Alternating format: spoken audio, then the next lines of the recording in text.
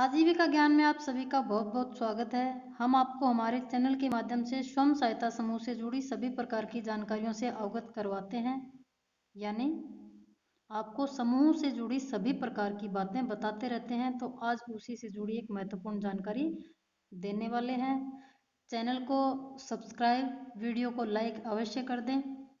नए साल का हमारा पहली बार ये वीडियो है, पहला वीडियो है। तो 4-5 दिन से किसी व्यस्तता की वजह से मैं आपको वीडियो नहीं बना के दे पाई, इसके लिए मुझे क्षमा कर दीजिएगा।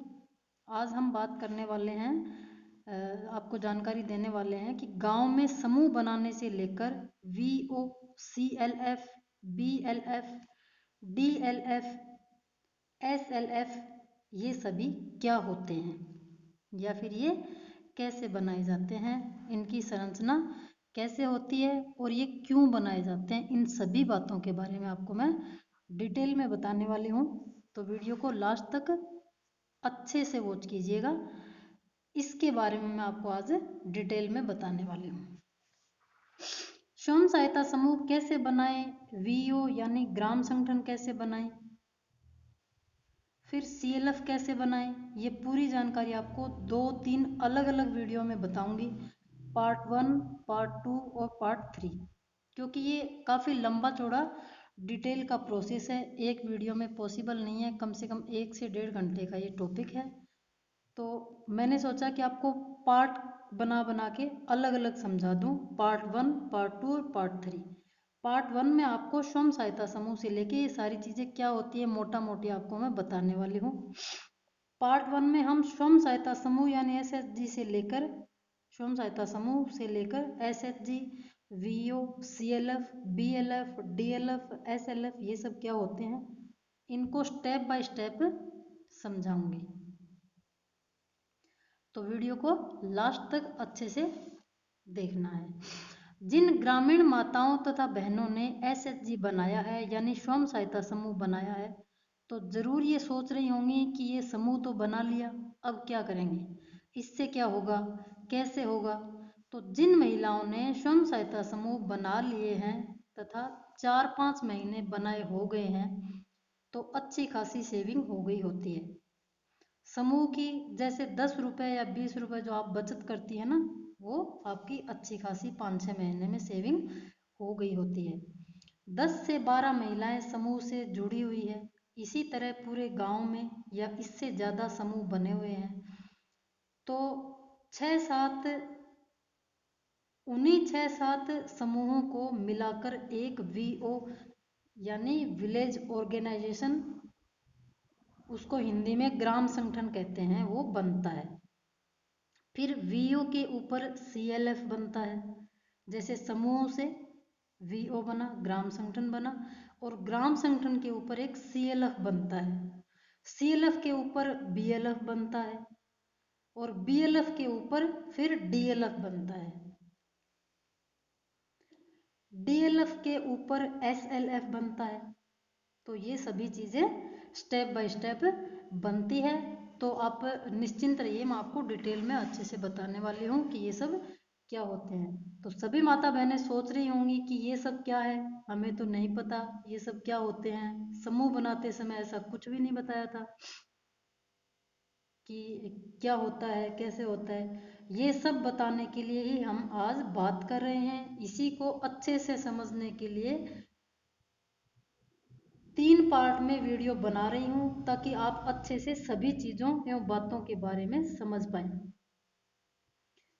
वीडियो को ध्यान से अच्छे से देखिए एवं पूरी बात समझने की कोशिश कीजिए। ठीक है, तो मैं आपको इसको डिटेल में थोड़ा सा समझाने की कोशिश करती हूँ। आजीविका मिशन NRLM की सबसे छोटी इकाई है SHG। आजीविका मिशन NRLM जो है, राष्ट्रीय रूरल लिवलीहुड मिशन, इसको हिंदी में कहते हैं राष्ट्रीय ग्रामीण आजीविका मिशन की सबसे छोटी इकाई है SHG, यानी कि स्वयं सहायता समूह। जो आपने अभी जो समूह बना रखे हैं ना, वो NRLM की आजीविका मिशन की सबसे छोटी इकाई है। इसी से शुरुआत होती है इसकी। आजीविका मिशन की तरह से भारत सरकार ग्रामीण महिलाओं को समूह के माध्यम से अलग अलग माध्यमों से कुछ पैसों की सहायता करती है रोजगार करने के लिए। आजीविका मिशन की जो परियोजना भारत सरकार द्वारा चलाई जा रही है उनमें से एसएचजी सबसे छोटी इकाई है। इसके माध्यम से ग्रामीण महिलाओं के समूह बनाए जाते हैं तथा उनमें जो 3 महिलाएं अध्यक्ष, सचिव एवं कोषाध्यक्ष चुनी जाती है वो ये पहले से ही देखकर समूह बनाएं कि आपके समूह में 3 महिलाएं पढ़ी लिखी होनी चाहिए। जब आपका एसएचजी यानी स्वयं सहायता समूह बनता है उसी समय आपको ये देख लेना चाहिए आपके समूह में 3 पढ़ी लिखी महिलाएं होनी चाहिए। जो महिलाएं पढ़ी लिखी होनी चाहिए वो उन्हीं को आप पदाधिकारी बनाएं। पदाधिकारी कौन होती है? जो समूह की अध्यक्ष, सचिव और कोषाध्यक्ष जो होती है, आपका लेन देन का हिसाब किताब जो रखती है वो पदाधिकारी होती है। उनको अध्यक्ष, सचिव और कोषाध्यक्ष नाम से समूह में जाना जाता है ताकि वही पढ़ी लिखी महिलाएं जो होती है आगे चलकर जब वीओ यानी ग्राम संगठन जब बनता है तब चुनी जाती है। यानी आपके गांव में जितने भी समूह बने हैं 6, 7, 8, 9, 10 या इससे भी ज़्यादा समूह बने हुए हैं तो उन सब में जो 3-3 पदाधिकारियां बनी हुई है अध्यक्ष, सचिव, कोषाध्यक्ष, उन सभी 3-3 महिलाओं को बुलाया जाएगा एवं आम सभा बनाई जाएगी। यानी जितने भी आपके समूह हैं उन समूहों में से इन तीनों अध्यक्ष, सचिव और कोषाध्यक्ष को सबको बुलाया जाएगा और उनकी एक आम सभा बनाई जाएगी।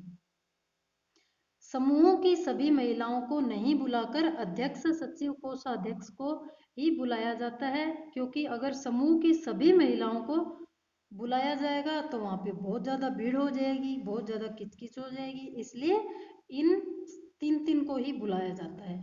अगर आपके गांव में समूह है 10 में से अगर 3-3 महिलाएं की जाए तो 30 महिलाएं हो जाएंगी। उसके बाद अगर सारे समूह की महिलाओं को बुलाया जाएगा 10 समूह में से 10-10 महिलाएं भी अगर एक समूह में 10 महिलाएं भी है तो हो जाएगी 100 महिलाएं। तो 100 महिलाएं तो बहुत ज़्यादा हो जाएगी, इसलिए जो पदाधिकारी होती है उन्हीं को बुलाया जाएगा, आम सभा बनाई जाएगी क्योंकि वो पढ़ी लिखी है तथा समूह की देखरेख तथा लिखा पढ़ी वही करती है, इसलिए उनको बुलाया जाता है। उनको बुलाकर एक आम सभा बनाई जाती है।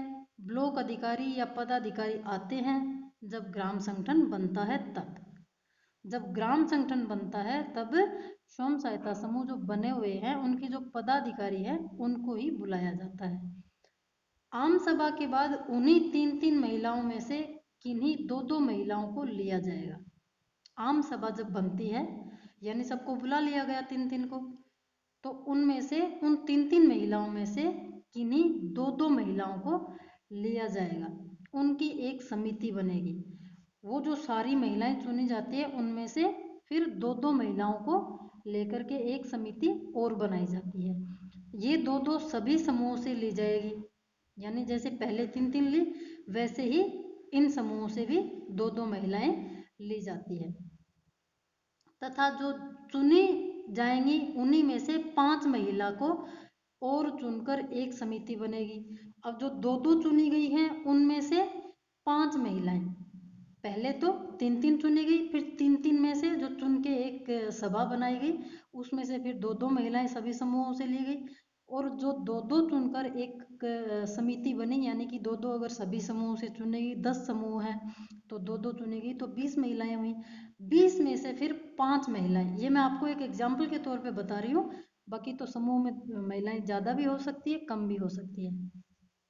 उन सभी में से 5 महिला को और चुनकर एक समिति बनेगी जो पढ़ी लिखी हो, काम के प्रति ईमानदार हो एवं जिम्मेदार हो तथा जो अपने मन से यानी इंटरेस्ट से काम करना चाहती हो, किसी भी तरह की उनको रोक टोक नहीं हो परिवार की तरफ से, क्योंकि आगे चलकर समूह से जुड़े बहुत कामों को कामों के चलते बाहर भी उनको जाना पड़ेगा, इसलिए उनका पढ़ा लिखा होना बहुत ज़रूरी है और उनको घर की तरफ से कोई दिक्कत नहीं होनी चाहिए आने जाने में।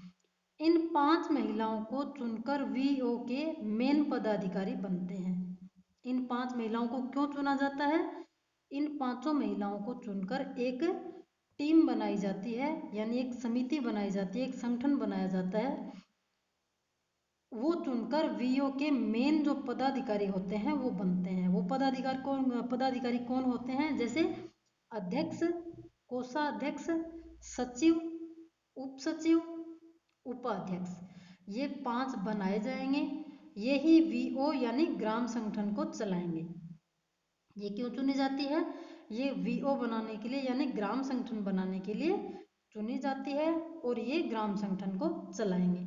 जैसे हमारे समूह को सचिव, कोषाध्यक्ष और अध्यक्ष चलाते हैं, वैसे ही सभी समूहों को ग्राम संगठन के ये 5 पदाधिकारी चलाएंगे। जैसे हमारे समूह को अध्यक्ष, सचिव और कोषाध्यक्ष चलाती है ना, वैसे ही ग्राम संगठन को ये 5 पदाधिकारी चलाती है। अब चलाती कैसे है? जैसे समूहों में यानी वीओ को चलाने के लिए ये पदाधिकारी चुनी जाती है। अध्यक्ष, सचिव ही सभी समूहों के रजिस्टर एक जगह लिखना, समूह की देखरेख करना, बचत लिखना, ये सभी काम समूह में अध्यक्ष, सचिव, कोषाध्यक्ष करती है।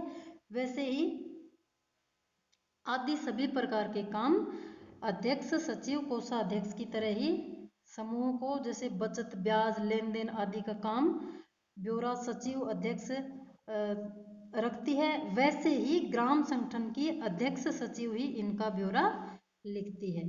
जैसे समूहों का देखरेख ये तीनों महिलाएं करती हैं, जो समूह की अध्यक्ष, सचिव, कोषाध्यक्ष होती है। वैसे ही सारे समूहों की देखरेख करने के लिए अध्यक्ष, सचिव, कोषाध्यक्ष जो वीओ की मेन पदाधिकारी होती है, 5 चुनी जाती है, वो इनका ब्यौरा देखती है।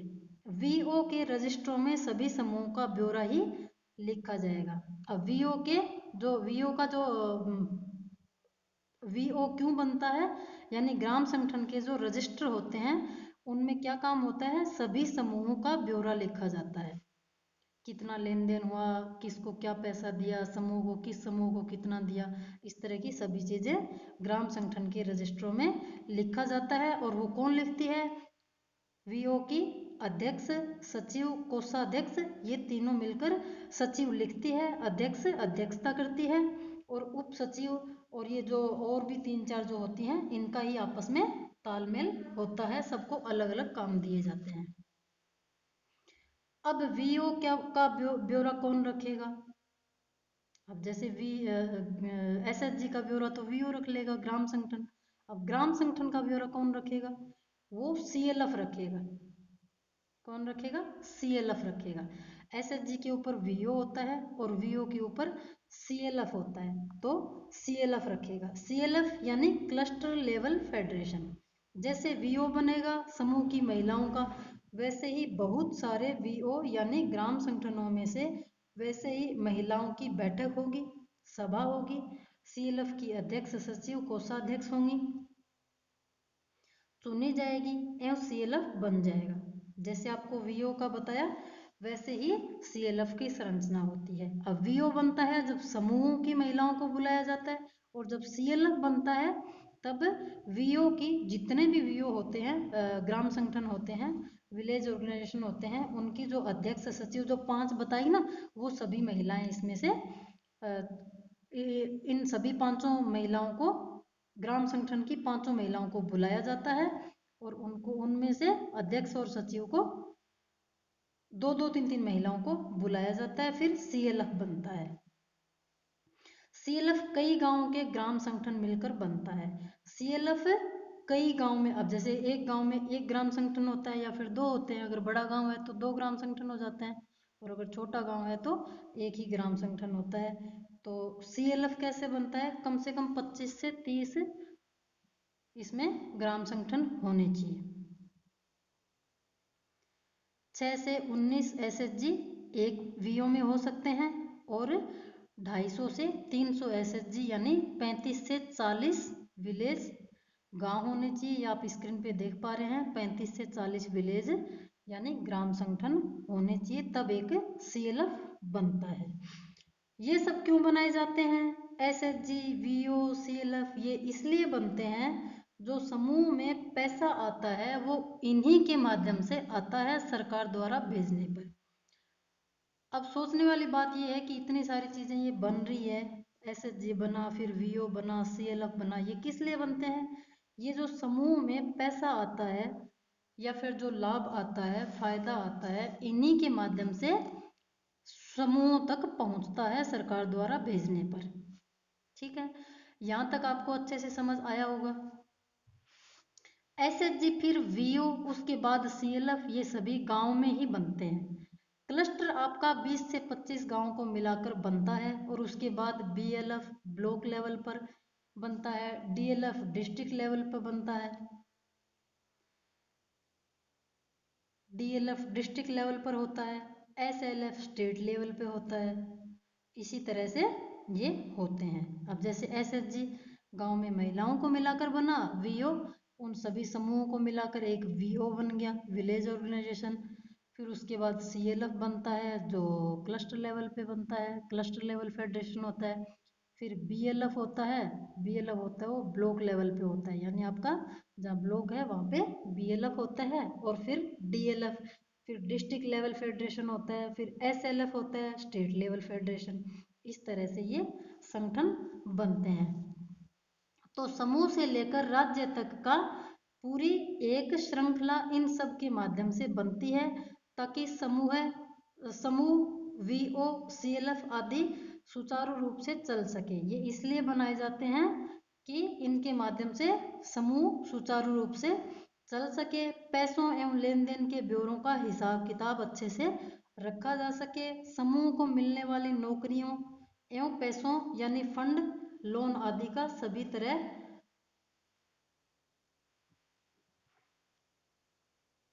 सभी तक पहुंचना सुनिश्चित हो सके, इसलिए ये सब बनाए जाते हैं। ये सब क्यों बनाए जाते हैं?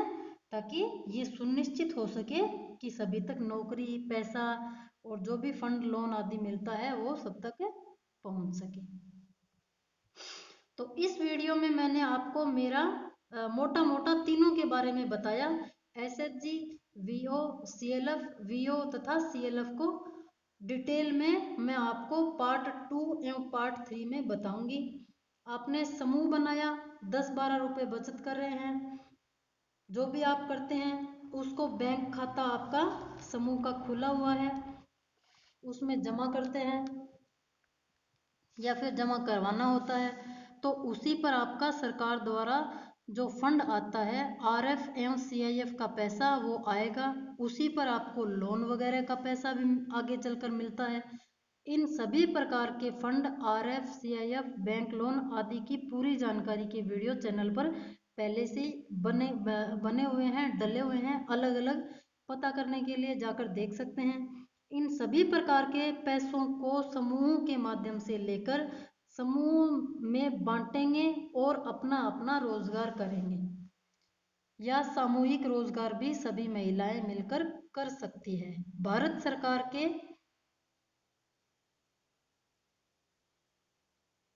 सरकार के मेले लगते हैं, सरस मेला नाम से, वहाँ भी आप अपने कोई भी उत्पाद बनाकर बेच सकती हैं, पैसा कमाकर लिए हुए पैसे समूह में जमा करा सकती है। ये पैसे रोजगार के लिए या जरूरत पूरी करने के लिए ब्याज पर सरकार समूह एवं ग्राम संगठन के माध्यम से देती है। अपना काम करके समय समय पर ब्याज सहित जमा भी कराना होता है। वैसे ही CLF से भी पैसा लिया जा सकता है ग्राम संगठन के माध्यम से, वो पैसा भी आपको ब्याज सहित ब्याज पर मिलता है और ब्याज सहित जमा करवाना होता है। अपना काम करके किस्तों में ब्याज सहित जमा कराना होता है। तो इस तरह से सरकार ने NRLM यानी राष्ट्रीय ग्रामीण आजीविका मिशन के अंतर्गत अलग अलग संगठन बनाए हैं आप तक सभी प्रकार के फायदे पहुंचाने के लिए, ताकि आप रोजगार कर सको, सशक्त बन सको, स्वावलंबी बन सको, आत्मनिर्भर नारी बनकर भारत को आत्मनिर्भर बना सको। ये सभी प्रकार की इकाइयाँ ग्रामीण महिलाओं तक हर संभव मदद पहुंचाने के लिए बनाई जाती है, क्योंकि जो महिलाएं बिल्कुल पढ़ी लिखी नहीं है वो कैसे पता करेगी ब्लॉक पर या राज्य में कहाँ जाएंगी, किससे मिलेगी या किस अधिकारी से मिलना है, ये तो उनको पता ही नहीं होता, या क्यों मिलना है, या मिलना भी है तो किससे मिलना है, इन सब बातों का तो उनको बिल्कुल भी नहीं पता होता। तो इन इकाइयों या संगठनों के माध्यम से पदाधिकारी या भिन्न भिन्न तरह की समूहों में सखियां बनाकर उन तक पहुंचा जा सकता है, इसलिए ये सारी चीजें बनाई जाती है। समूह के माध्यम से अनेक प्रकार की नौकरियां भी समूह की मेरी माता बहनें कर सकती है, जैसे समूह सखी, बैंक सखी, बीसी सखी, शिक्षा सखी, कृषि सखी, पशु सखी, सीआरपी, आईसीआरपी, आरपीआरपी, क्लस्टर पदाधिकारी, ब्लॉक अधिकारी या अन्य बहुत तरह की नौकरियां होती है जिनका अभी मैं नाम नहीं बता रही हूँ या फिर नहीं बता पाई हूँ। इसके अलावा भी बहुत सारी नौकरियां ऐसी है जो समूह के माध्यम से निकलती है। इन सभी के अलग अलग वीडियो मैंने मेरे चैनल पे डाल रखे हैं, आप लोगों के लिए बना रखे हैं। चैनल पे जाके जानकारी अवश्य लें, जरूर से देख लें। अगर आपके मन में किसी भी प्रकार का प्रश्न या बात, किसी भी तरह की कोई बात या डाउट हो तो आपको इस वीडियो में समझ नहीं, अगर आपको इस वीडियो में किसी भी तरह की कोई भी बात समझ में नहीं आई हो तो कमेंट करके ज़रूर से पूछ सकते हैं। आशा करती हूँ कि आपको पूरी जानकारी अच्छे से समझा पाई होंगी। पार्ट 2 को देखना बिल्कुल ना भूलें, क्योंकि उसमें मैं वीओ तथा सीएलएफ को विस्तार से बताने वाली हूँ, कैसे बनते हैं, कौन दीदी बन सकती है, आदि आदि इन सभी के बारे में मैं आपको बताने वाली हूँ। आज आपको मोटा मोटा मैंने बताने की कोशिश की है। नेक्स्ट पार्ट 2 में वीओ के बारे में बताऊंगी और पार्ट 3 में मैं सीएलएफ के बारे में आपको डिटेल में बताने वाली हूँ। तो वीडियो को देखना, अगले वीडियो को देखना बिल्कुल ना भूलें। आप सभी का वीडियो पूरा देखने के लिए बहुत बहुत धन्यवाद। भारत माता की जय।